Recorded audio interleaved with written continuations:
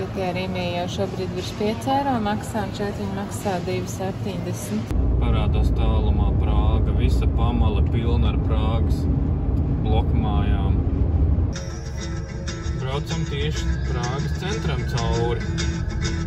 Tolotē arī, lai tiktu iekšā, teiksim, kabīnē, tur ar durvīm jāiesit pa pakaļ tam, kurš čurā pisu ārā tajā brīdī. Tie koki ir ļoti daudzi nokaltuši un tā kā un arī nolausti un nokaltuši. Nevar īsti saprast, kāpēc. Paskat, te arī. Un tas akmens tur nevar vienkārši vēlties lejā. Skatiņš nav vērts.